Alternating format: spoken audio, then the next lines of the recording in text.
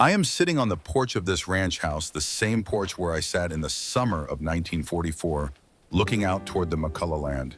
It is a solar farm now, rows of panels catching the Wyoming sun like sheets of Hold black on ice. tight back there. But How 76 much years farther? ago, it was This where I road met a is German rough. woman We'll named get Margaret through it. Steinberg, and where I learned that enemies are not always who they tell you they are.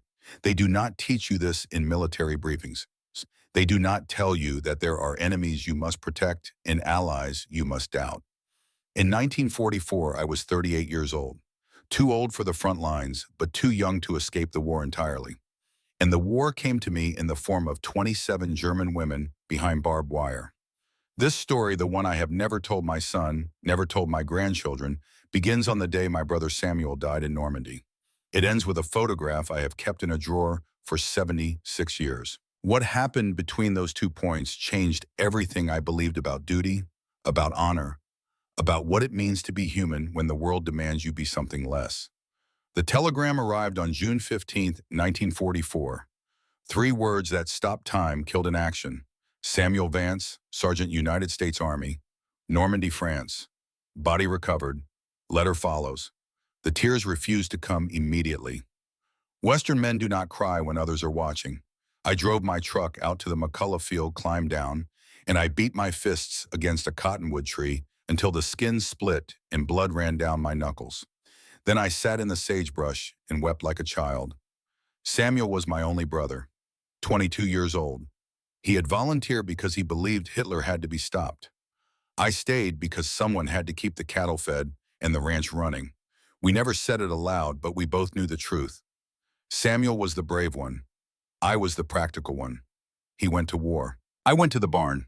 Now he was dead on a beach in France, and I was still here standing on dirt that suddenly felt like an accusation. The next morning, a major from Fort Warren drove up to my ranch in a staff car that kicked dust across my yard. He was young, maybe 30, with the kind of pressed uniform that told me he had never seen real combat. He got out, saluted, and handed me a folder. Captain Elias Vance, he called me. A courtesy rank, he explained. The military needed civilian coordinators for prisoner of war labor programs. Echo Mesa Detention Center would be opening within the week. 150 German male prisoners, 27 female. I was being requested as the largest ranch owner in the county to manage the agricultural detail. Requested, that is what he said. But the way he said it, the way his eyes did not quite meet mine, told me the truth. This was not a request. This was an order, wrapped in polite language. Refusing seemed impossible, though. God knows I wanted to tell him to take his German prisoners and his courtesy rank and drive back to Cheyenne. These were the people who had killed my brother. Why should I feed them, house them, protect them? But he was already talking about military appropriation of land for essential wartime operations. He was already mentioning the legal frameworks that would allow the government to seize ranch property if civilian cooperation was not forthcoming. So I agreed. Choice had evaporated like morning dew. But I made one condition. I would coordinate the labor. I would manage the operations. But they would never set foot on the McCullough land. That dirt belonged to Samuel. It was sacred ground now. The major nodded, made a note in his file, and drove away. I stood in the yard watching the dust settle, knowing I had just made a promise I would eventually have to break. Echo Mesa had been a civilian conservation corps camp before the war. Now it was ringed with barbed wire and guard towers. The day the women arrived, I stood at the gate watching trucks roll in. Looking at their faces seemed dangerous. If you do not see faces, you do not see people. You see problems to be managed, logistics to be solved. But one face forced me to look. Lieutenant Colonel Margaret Steinberg stepped down from the last truck. She was not tall, maybe 5'4", but the way she held herself made her seem 6 feet. Her back was straight as a rifle barrel. Her blue eyes were cold as January ice. Her hair, blonde going silver, was pulled back severe and tight. She looked at Echo Mesa, at the wire and the towers and the barracks, and I saw something in her expression that was not fear. It was contempt. That was the first time I had ever met a woman who was not afraid of me. In Wyoming in 1944, men were the law. But Greta Steinberg looked at me like I was an inconvenience she needed to manage. The guards brought her to my office. She walked in without waiting for permission, stood at attention without being told, and waited. Colonel Steinberg, I said. My voice came out harder than I intended. I am Captain Vance. I am responsible for civilian labor coordination. You and your women will work the fields to support wartime agriculture.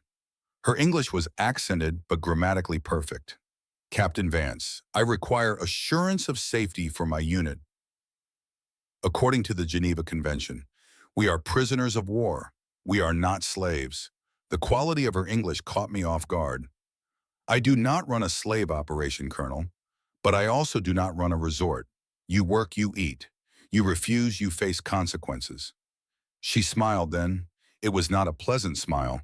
Consequences from a rancher playing soldier, or from a soldier playing rancher. The words hit like a slap. She had read me in seconds. I was not a real military officer.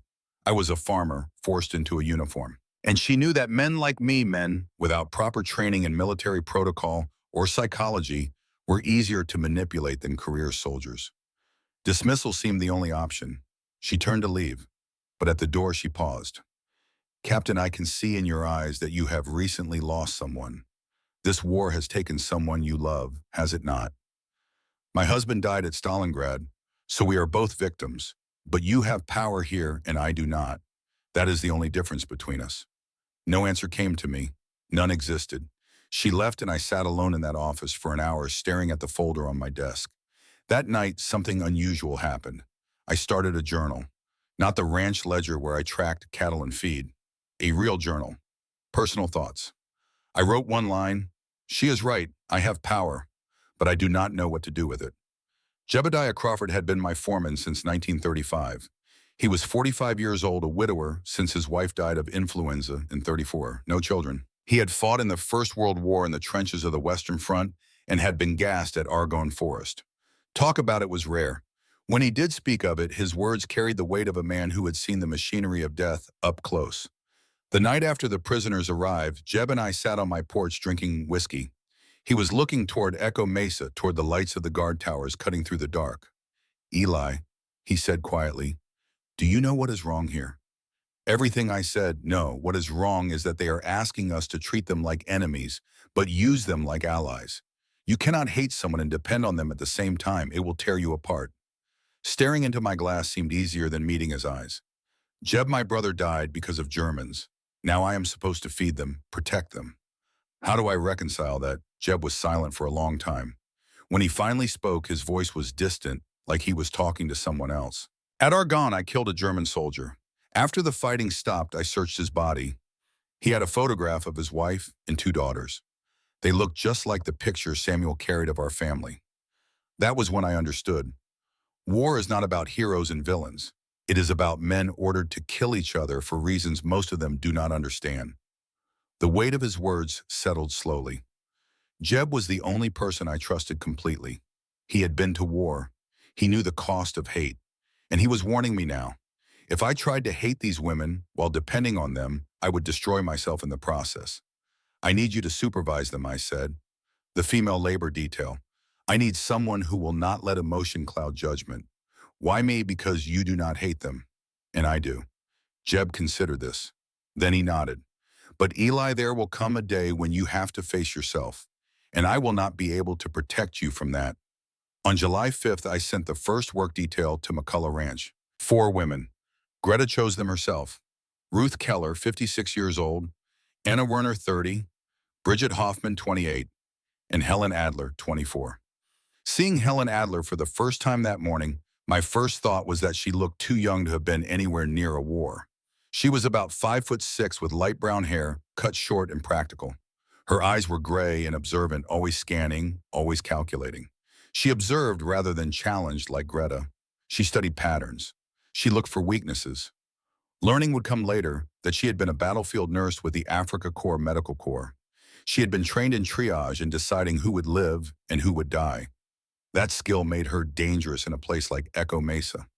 Staying away from the work detail that first day seemed wise. I told myself I was busy with other ranch operations. The truth was simpler. Seeing them seemed too risky. Humanizing them seemed impossible to afford. But at 3 in the afternoon, the radio crackled. It was Jeb, and there was tension in his voice. Eli, get to McCullough. Now, speed replaced caution on the drive over. When I arrived, I saw Ruth Keller lying in the shade, her face pale and slick with sweat. Helen was kneeling beside her, 2 fingers on her wrist, counting pulse. Jeb stood several feet away, uncertain. Helen looked up at me and spoke in clear English. She has heat stroke. I need cold water, salt, and shade. If we do nothing, she dies in 1 hour. You are a nurse, field nurse. Africa Corp, Medical Corps. I have seen this before. Decision came in seconds. Jeb, get ice from the ranch house. Helen, do what you need to do. For the next 45 minutes, I watched Helen work. She was systematic, calm, efficient, no panic, no wasted motion. She treated Ruth like a patient, not like a fellow prisoner trying to survive. Ruth survived. When the crisis passed, I walked over to where Helen was cleaning her hands with a rag. Why did you tell me you are a nurse? You could have kept it quiet, made yourself indispensable later. She looked me in the eye without flinching. Because that woman's life is more important than tactical advantage. I learned that at El Alamein. Did you learn it wherever you fought? The question hit harder than she probably intended. Fighting was not my story, I said. Staying here was. My brother was the one who fought. Her expression softened, but there was no pity in it. Then you carry a different burden. Survivor's guilt is also a war wound. Walking away seemed the only response before words failed me completely. She had read me just as accurately as Greta, but differently. Greta used her observations as weapons. Helen used them as diagnostic tools. Hurting me was not her aim. Understanding me was. And somehow that was more dangerous. That evening, standing near the fence line, I saw Helen from a distance. She was sitting with her back to the barracks wall, writing something on scraps of paper. A diary, a letter, intelligence notes, determining which seemed impossible. But I filed it away as something to watch. Vernon Denton owned the ranch directly north of McCullough, 50 years old. His son Walter had died on Omaha Beach on D-Day, cut down in the first wave. His wife Martha had not spoken a full sentence since the telegram arrived. Vernon coped with rage and whiskey. In mid-July, there was a town meeting at the community hall. Vernon stood up when I walked in. Eli, I heard you have Kraut women working McCullough. That true military orders, Vernon. Not my choice, not your choice. You are the civilian coordinator. You could have said no and lose my ranch to military seizure. You want that. His voice rose. I want those Nazi bitches gone. My boy died fighting them. Now you have got them here on our land eating our food. The room went quiet. Everyone was watching. Standing seemed necessary, but keeping my voice calm and firm seemed more so. Vernon, I understand. I lost Samuel too. But those women did not kill him. They are nurses and support staff. They did not fire guns. They are still German, still the enemy. And they are still helping us harvest food to feed the troops fighting Hitler. You want to boycott the war effort because of hate. We stared at each other across the room. Finally, Vernon turned and walked out. But before he left, he looked back at me. You are making a mistake, Eli. One day you will have to choose between us and them. And I hope you choose right. Discovery came later that Vernon had tied a white cloth to a fence post at the property line. A signal, a marker, telling someone somewhere that this was target territory. The decision sat before me like a loaded gun. Arrest Vernon and lose the support of the community, or try to defuse the situation and risk violence. The second option seemed the only viable path, but I told Jeb to watch Vernon closely. If he makes a move toward Echo Mesa, or the crops stop him. By force if necessary. That is how the summer of 1944 began. I was a rancher who refused the role of soldier. Greta was a prisoner who refused to be a victim. Helen was a nurse caught between duty and survival. Jeb was a veteran trying to prevent me from repeating his mistakes. And Vernon was a father consumed by grief we all understood but could not heal. We were all prisoners of the war in our own ways. But there was another kind of prison waiting for us. The prison of hatred, of pride, of the inability to forgive. It would take a storm, both literal and emotional, to break us free. But before the storm came, there was a conversation I never told anyone about. A conversation through a barbed wire fence on a night when neither Greta Steinberg nor I could sleep. That conversation would change the way I saw everything. It would force me to ask questions I had spent my whole life avoiding. And it would set in motion events that would lead to a single photograph kept in a drawer, for 76 years, reminding me that even in war, even in hatred, there is still a thread of humanity we can choose to hold or cut. I chose to hold it, and it cost me everything I thought I knew about right and wrong. Sleep refused to come that night. July 18th. It should have been Samuel's 23rd birthday. Instead, I was lying in a bed that felt too big, staring at ceiling boards I had counted 1,000 times, thinking about a telegram and a brother who would never grow old. At 10 o'clock, I gave up. I pulled on my boots and walked out into the night. The air was still hot from the day, but there was a breeze coming down from the mountains that carried the scent of sage and dust. My feet took me toward the perimeter fence of Echo Mesa without conscious decision. And I found I was not alone. Greta Steinberg was walking the interior of the fence line.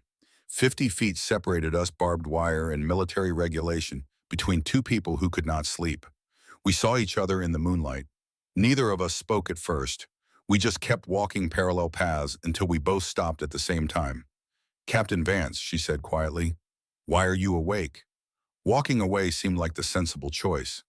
I should have said something about security patrols and turned back toward the ranch house. But loneliness has a way of breaking down the walls we build. And I was so goddamn lonely. "Today was my brother's birthday," I said. "He would have been 23. She was silent for a moment. Then she said, "My husband died on my birthday. November 19th, 1942. Stalingrad. I received the telegram the day I turned 40. The words hung in the air between us. Shared grief is a strange language. It does not need translation. "Why was he at Stalingrad?" I asked. "You said he was a doctor." He was. But the Wehrmacht does not care about professions. They needed bodies. Educated bodies, uneducated bodies, it makes no difference. He died treating wounded soldiers in a basement when a Soviet shell collapsed the building on top of him. "I am sorry," I said. "And I meant it." "Why?" She sounded genuinely surprised. "You did not kill him, Stalin did. War killed both of them," I said. "German, American, Soviet. What is the difference when they are all dead?" We stood there in the dark, two enemies talking through wire about loss. She told me about Hamburg before the war, the hospital where she had been director, the apartment she and her husband had shared overlooking the Elbe River, the books they read together, the plans they had made for after the war that would never come. I told her about the ranch, about Samuel learning to ride when he was 5, about the winter of '38 when we lost half the herd to cold and had to rebuild from nothing, about the last letter Samuel sent me from training camp saying he was scared, but he knew it was the right thing to do. "We are not so different," Greta said after a while. "We both value land, family, continuity. I hated Americans before I came here. I thought you were cultural barbarians who won through industrial luck rather than discipline. But you, Eli, you understand that duty is not about glory, it is about sacrifice." She had used my first name. It should have felt wrong. It did not. "Greta," I said, and the word felt strange in my mouth. "Knowing if I am doing the right thing seems impossible. I keep you safe, but my community hates me for it. I use your labor, but I know it is exploitation. I am lost." For the first time, her voice softened. "Eli, may I call you that? What makes a man good is not knowing all the answers. It is wrestling with the questions. You are wrestling. That is enough." Something inside wanted to escape then. Something I had not said to anyone. The words came out before I could stop them. I blame myself for Samuel's death. He went to war because he felt guilty that I had to stay. If I had volunteered to, maybe he would not have felt that pressure. Maybe he would still be alive. 9. Her voice was firm. "No, you cannot control other people's choices." I also blame myself for my husband. I encouraged him to volunteer as a military doctor because I thought it was honorable. But he died, and I must live with that. But Eli, guilt does not honor the dead. Living well does. We both reached toward the fence at the same time. Our hands stopped inches apart, separated by barbed wire and everything it represented. Touch never came, but the gesture was enough. Then a spotlight from the guard tower swept across the compound. We both stepped back quickly, melting into shadows. But the damage was done. A bond had formed, an understanding between two people who should have been nothing but warden and prisoner. Walking back to the ranch house that night, I knew something had shifted. No name existed for it yet. I just knew that Greta Steinberg was no longer just a problem to manage. She was a person, and that made everything infinitely more complicated. The hailstorm came on July 20th with no warning. One moment the sky was blue and brutal, the next it turned purple-black, and the temperature dropped 20 degrees in 10 minutes.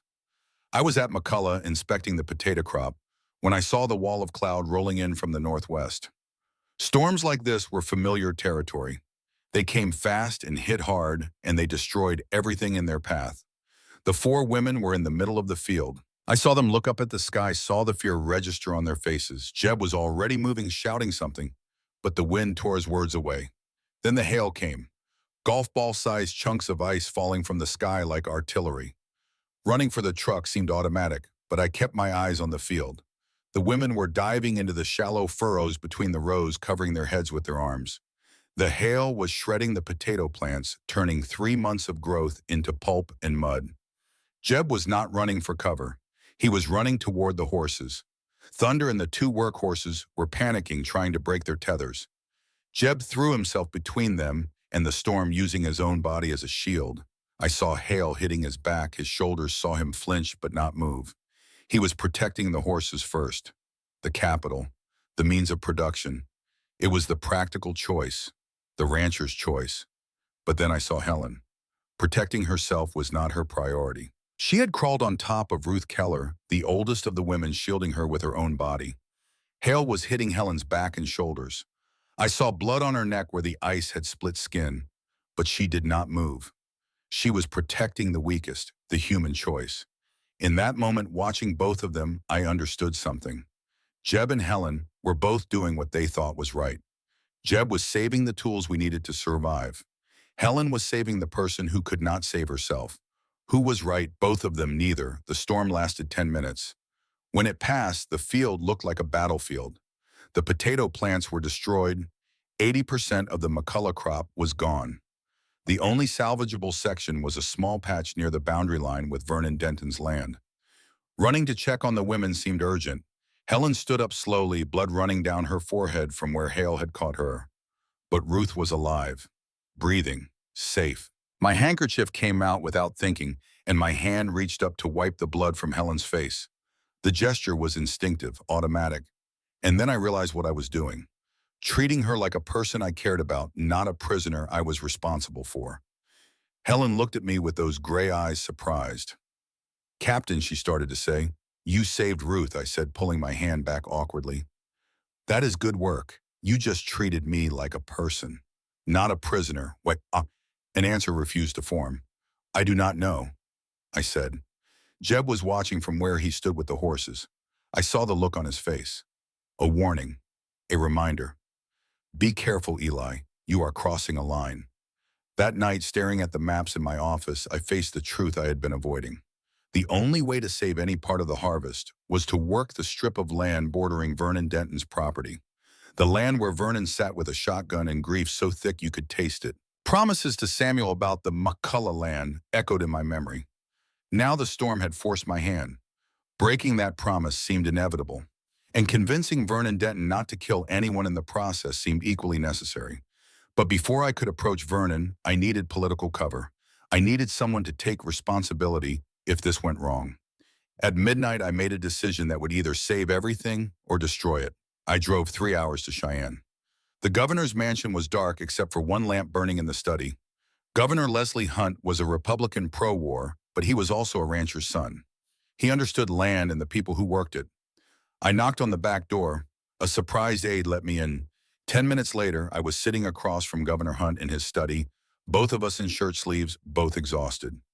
"Governor," I said, "if we do not stabilize the Vernon Denton situation, there will be blood. His grief is going to explode, and when it does, those German women will be the target." Hunt rubbed his face, looking older than his 50 years. "Captain, the federal government is breathing down my neck about humane treatment of POWs. But my voters want those krauts locked away forever. You are asking me to walk a tightrope. I am asking you to let me solve this locally. Keep the FBI and military police out. I can use the German labor to save Denton's crop. Force him to see them as people, not symbols." He stared at me for a long moment. Then he pulled out a document from his desk drawer. The paper was already typed. He had been expecting this conversation. "I will approve it," he said, "but you sign this. Personal liability waiver. If one of those women gets hurt, if Denton snaps, if this becomes a national scandal, it falls on you. Not the state, not the military, you alone." The pen felt heavy in my hand.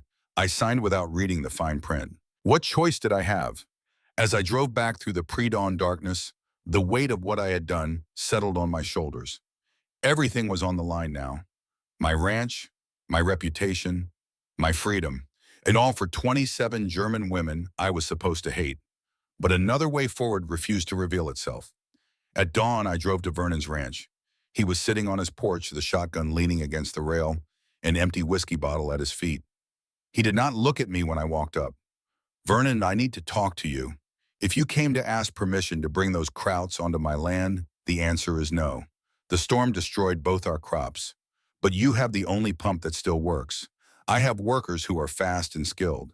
Together, we can save maybe 30% of the harvest. Alone, we lose everything." Vernon finally looked up. His eyes were red bloodshot. "You know what, Eli? When Walter died, the Army sent me a letter. Killed in action, died bravely. Bullshit. I talked to one of his buddies on the phone. Walter bled out on that beach for 40 minutes, screaming for his mother. There was nothing brave about it. Sitting down on the porch steps without asking permission seemed natural. Samuel, too. He did not die instantly. Shrapnel in the gut. He died in a medic tent asking for me, and I was not there. We sat in silence, two men who had lost everything that mattered, trying to figure out how to keep living. "Why are you helping them?" Vernon asked finally. "Those krauts, do they not feel guilty? Do they not care that our boys died? What they feel remains a mystery to me. But I know this, Ingrid will not bring Samuel or Walter back, and it will not save our crops. Vernon, Joyce, I need you, and whether you believe it or not, you need me." He was quiet for a long time. Then he said, "One condition. You personally supervise every minute they are on my land, not Jeb. You. If anything goes wrong, it is on you." "Deal," I said. We shook hands. A temporary truce built on desperation and shared loss. As I stood to leave, Vernon said quietly, "Eli, there are people in town who want to hurt those women. I am not one of them. But I cannot protect them either. Just be careful." The warning sent ice down my spine. There was a conspiracy brewing, something beyond Vernon's personal rage, and I was walking the German women directly into it. The next afternoon, I stood on Vernon Denton's land watching 4 German women work a field in hostile territory. Vernon sat on his porch, shotgun visible, watching every movement. The tension was so thick I could barely breathe. Vernon's hatred was palpable, like heat from a furnace. Every time one of the women moved, he tracked her like a predator. Ruth was struggling with the heat. Anna and Bridget worked efficiently but with visible fear. Helen moved like a machine, no wasted motion, showing no fear at all. At 3:15 it happened. Ruth, exhausted and weakened, took a wrong step and came down hard on the main irrigation valve. The crack echoed from 50 feet away. Water exploded upward like a geyser, precious stored water, flooding uselessly into the dirt. Vernon's scream cut through the air. "You goddamn krauts!" He grabbed the shotgun and started running toward the field. 3 seconds existed to make a choice. Stop Vernon, which might mean shooting an American civilian. Let Vernon vent his rage, which might mean the women died. Or fix the problem and hope everyone stayed human long enough to survive. "Jeb, get the line," I shouted. But Jeb ignored the broken pipe. He ran for Ruth. The realization hit me. He was going to put himself between Vernon and the old woman. He was choosing to protect her. But Helen was faster. She dropped to her knees beside the pipe, scanning the ground. She found a flat rock, grabbed it, and using some kind of leverage technique I had never seen, she slammed it down on the break. The water flow diverted, the pressure dropped. She had temporarily sealed the break using nothing but field training and quick thinking. Vernon arrived just as I did. He stood there breathing hard, shotgun in his hands, looking at the scene in front of him. Jeb standing between him and Ruth like a human shield. Helen on her knees, hands bloody, soaked with water, having just saved his irrigation system. The gun lowered slowly. Rushing in, I secured the pipe properly with a clamp from my truck. When it was done, everyone stood there, soaking wet and breathing hard. "Where did you learn that?" I asked Helen. "El Alamein," She was still catching her breath. Rommel's water trucks kept breaking down. We learned field repairs or we died of thirst. Vernon spoke then, and his voice was different, quieter. That was smart work. Everyone turned to look at him. Vernon Denton, who 5 minutes ago had been ready to shoot someone, was acknowledging that a German woman had saved his farm. Your people, he said to me. They saved my water. They are not my people, Vernon. They are just people. He walked back to his house without another word. The shotgun stayed on the porch. After Vernon left, Jeb came over to me. His voice was low, meant only for my ears. Eli, you saw what just happened. We all protected each other, German-American. It did not matter. That is dangerous. Because when this war ends, people are going to ask whose side you were really on. That night, Jeb and I sat on the ranch house porch with whiskey between us. He was more talkative than usual, which meant something was weighing on him. Today reminded me of something he said. What Argonne Forest, 1918. I told you I killed a German soldier, but I did not tell you the whole story. You do not have to. I started to say, no, I need to, because you are going through the same thing I went through. He told me then about finding the photograph on the dead soldier's body, about breaking down in a shell crater, about the German medic who crawled over to him unarmed, asking if he was wounded, about sitting together for 6 hours waiting for the shelling to stop two enemies who had become something else in the space of shared survival. The man who kills you might understand you better than the man giving orders, Jeb said, because you are both living the same hell. What are you saying? I am saying those women are not monsters. They are like us, trapped in something they did not choose. If you treat them like enemies, you will miss the chance to be human. But if you treat them like humans, you will carry the guilt of keeping them prisoner. There is no good answer, Eli. Only lesser evils. The stars were out now, clear and cold above the Wyoming plains. Somewhere in Germany, someone was looking at the same stars and mourning someone they lost. Somewhere in France, Samuel's body was buried in foreign soil. And here I was learning that the lines I thought were clear, the boundaries between us and them, right and wrong, duty and conscience, were not lines at all. They were just shadows that shifted depending on where you stood. The summer was only halfway over, but I could already feel it changing me in ways I could not name yet, in ways I would spend the next 76 years trying to understand. The envelope arrived on August 5th, Swiss legation seal, diplomatic channels, the kind of official correspondence that meant someone somewhere had died and someone else needed to know. It was addressed to Helen Adler, care of Echo Mesa Detention Center. Protocol required me to read it first for security purposes. Opening it in my office with the door closed, I knew before I even unfolded the paper that this was going to be bad. Admiral Werner Adler, Kriegsmarine, killed in action, May 1944. U-boat sinking North Atlantic. Body not recovered. Next of kin notification via Swiss neutral channels as per Geneva Convention. Helen's father had been dead for 3 months, and she had no idea. Sitting at my desk holding that letter for an hour, I kept thinking about the telegram I had received about Samuel. The memory was visceral. Reading those words felt like being punched in the stomach, like the air had been sucked out of the room. Now I had to give that same pain to someone else. But it was worse than that. This was not just delivering news. This was making a calculation. If I gave this letter to Helen directly, she would break down. The other women would see it. Morale would collapse. Vernon's people in town, the ones who were watching and waiting for weakness, they would see it too. And they would act. 3 choices existed. Give the letter now and risk everything. Withhold it and violate the Geneva Convention. Or give it to Greta first and let her manage the grief. The third option seemed the only viable path, and I have spent 76 years wondering if I chose wrong. Calling Greta to meet me in the storage shed away from the eyes of guards and other prisoners seemed necessary. She came alone, her back straight as always, but I could see the wariness in her eyes. Colonel Steinberg, I said, I have something difficult. Handing her the letter, I watched her read it, saw her hands begin to tremble just slightly before she forced them still. You are asking me to manipulate the grief of a subordinate for your political benefit, she said quietly. I am asking you to protect her.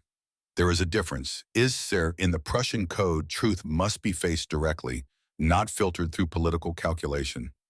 But you are forcing me to become a collaborator. Leaning forward, I let her see the exhaustion I carried for once. Greta, if I had a better option, I would take it. But if Helen breaks down publicly, Vernon's vigilantes will see weakness, and they will act. Protecting her becomes impossible if she becomes a target. The silence stretched between us. Outside, I could hear the sounds of the compound. Boots on gravel, a truck engine starting, the ordinary sounds of a prison camp that felt anything but ordinary now. I will take the letter, Greta said finally. I will tell Helen. But Eli using first names feels appropriate.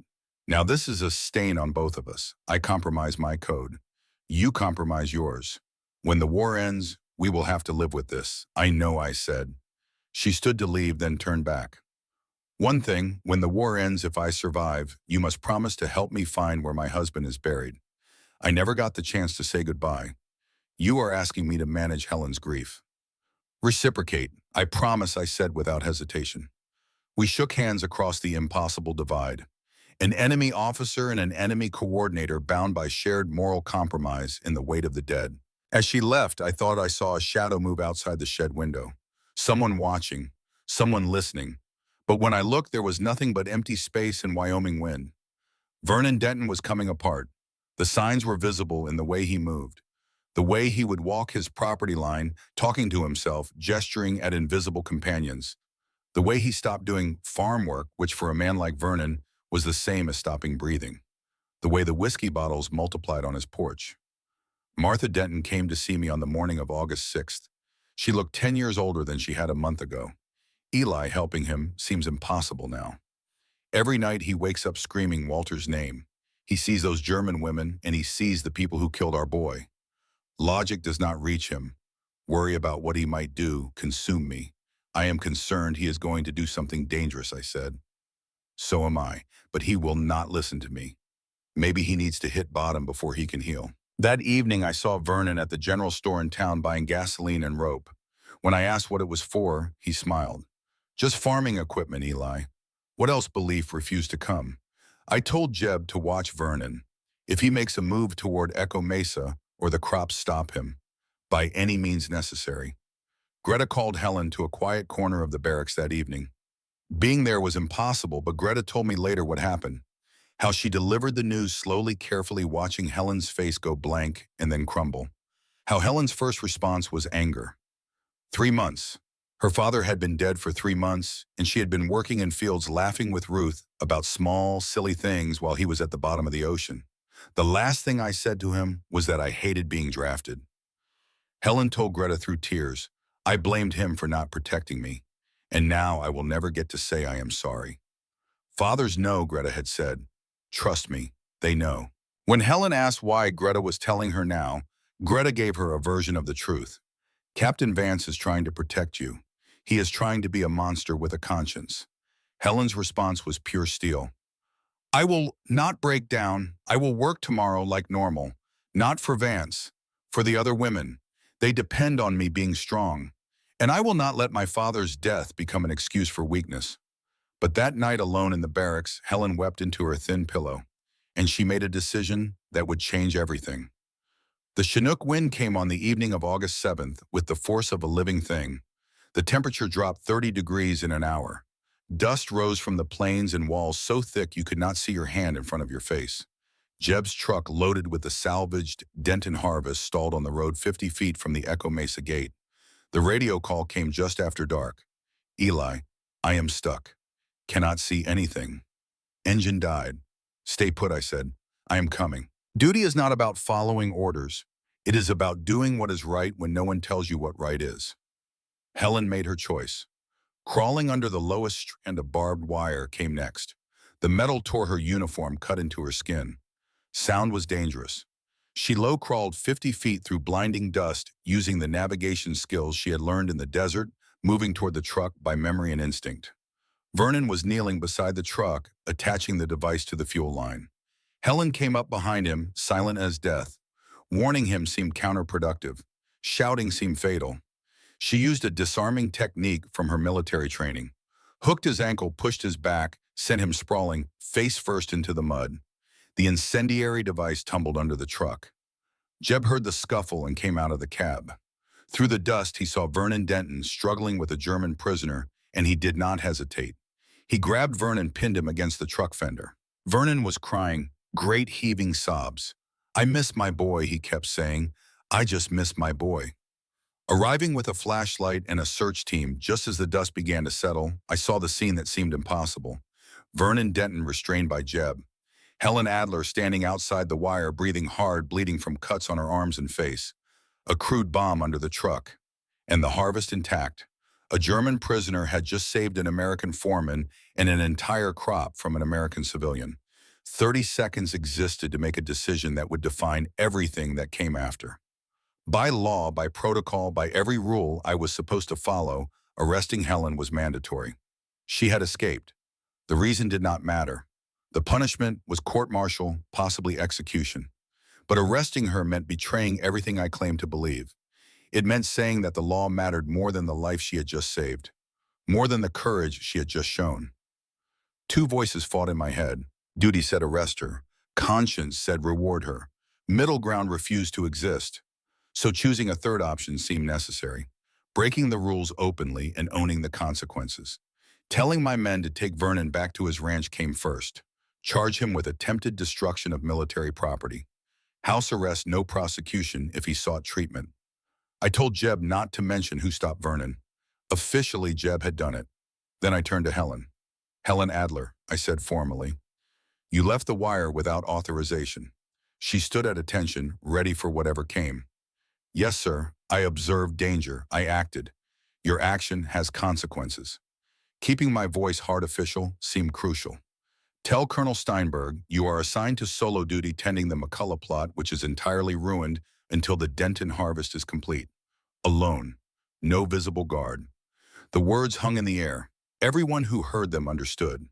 The punishment was actually a reward. Freedom. Trust. An acknowledgement that she had earned something beyond the barbed wire. Helen bowed a formal military bow. "I accept, Captain." After everyone else left, after the search team dispersed, and Jeb drove the truck to safety, Helen and I stood alone in the settling dust. "Your father would be proud," I said quietly. She looked up surprised. "How do you know about my father?" Greta told me. "And I am sorry. Losing a father, understanding that is something I can do." The tears came then, silent and unstoppable. I never got to say goodbye. Sometimes goodbye is not words I said. It is actions. He taught you about duty. You honored that tonight. That is goodbye. We stood there for a moment in the dark, two people from opposite sides of a war connected by something neither of us could name. 2 weeks later, on the morning of August 15th, I drove to the McCullough plot where Helen was working alone. Wearing civilian clothes instead of my uniform, I carried a worn leather satchel. "Helen," I called out, "I have something for you." She stood up from the small herb garden she had been tending, wiping dirt from her hands. Opening the satchel, I pulled out a small photograph. It was old, the edges worn. It showed a young man in a German naval uniform holding a baby girl maybe 2 years old. Both of them were smiling. "This was recovered with your father's effects," I said. "The Navy forwarded it through Swiss channels." Losing it to bureaucracy seemed wrong. Helen's hand shook as she took it. "This is the only photograph I have of him. Everything else burned when Hamburg was bombed." "Then you have one now." She traced her father's face with her finger, and I saw a lifetime of grief and love in that simple gesture. "Why are you doing this?" she asked. "Giving me his photograph, protecting me, punishing Vernon instead of me. Why?" Sitting down on the ground seemed natural, suddenly tired of standing, tired of holding everything up. "Because war has taken enough. Samuel, your father, Walter Denton. If I have the power to give something back, even just a memory, trying seems necessary. But I am still your enemy. Are you? Or are we just two people caught in the same nightmare trying to stay human?" She sat down beside me. "When the war ends, I will go back to Germany. You will stay here. We will never see each other again. But I will remember you, not as a jailer, as a good man in a bad situation. And I will remember you," I said, "not as a prisoner, as someone who taught me that enemies can be more honorable than allies." We sat in silence, watching the Wyoming sun climb toward noon. "Can I ask a favor?" Helen said after a while.